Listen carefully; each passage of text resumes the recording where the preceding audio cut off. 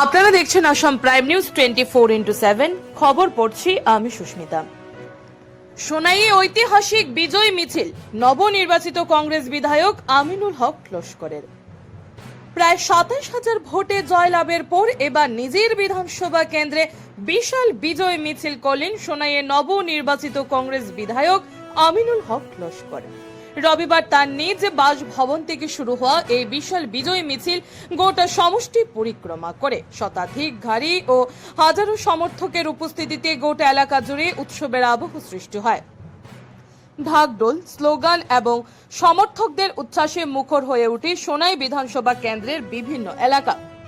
মিছিল চলাকালীন পথের বিভিন্ন স্থানে নবনির্বাচিত বিধায়ককে ফুলের তোড়া ও মালা দিয়ে সংবর্ধনা জানান সাধারণ মানুষ। কোথাও কোথাও এক্সেভেটরের উপর থেকে পুষ্প বৃষ্টি করেও তাকে শুভেচ্ছা জানানো হয়। সমর্থকদের বিপুল উপস্থিতি কংগ্রেস শিবিরে নতুন উদ্দীপনা এনে দেয়।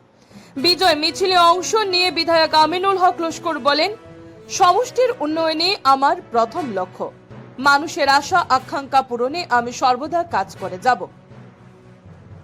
Bureau report, Assam prime news 24x7। আর গত যিনি বিধায়ক ছিলেন উনি কাম কাজে ব্যর্থ ছিলেন।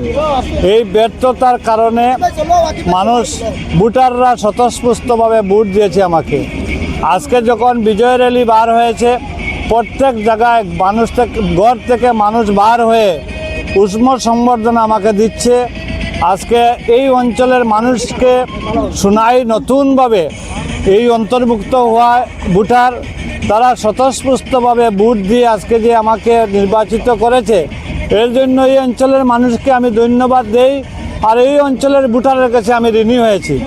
এই অঞ্চল কয়েকটা জায়গা এক সময় লক্ষ্মীপুর বিধানসভা এলাকায় ছিল, আর ওই ৩২ নম্বর উদারবন বিধানসভার এলাকায় ছিল। দেশ স্বাধীনতা হওয়ার পরে যতটা উন্নয়ন হওয়ার কথা ছিল এতটা উন্নয়ন হয়নি। এখন সোনাই সমষ্টিতে অন্তর্ভুক্ত হয়েছে, আর আমি প্রথমবার বিধায়ক হয়েছি এই অঞ্চলের। তাই আমি চেষ্টা করব ওই অঞ্চলকে সুন্দরভাবে সাজিয়ে উন্নত এলাকা করার জন্য, এই অঞ্চলে একটা কলেজের ব্যবস্থা করার জন্য, এই অঞ্চলে একটা স্টেডিয়াম করার জন্য, এই অঞ্চলের রাস্তাঘাট শোচনীয় অবস্থা, এই রাস্তাঘাট করার জন্য, এই অঞ্চলের ঈদগাহ, কবরস্থান এমন অবস্থায় যেখানে কোনোদিন কেউ বিধায়ক ছিল কিনা এই অবস্থায় আছে। আমার প্রচেষ্টা থাকবে দীর্ঘদিনের অপূরন্ত জিনিস আমি পূরণ করব কম দিনে।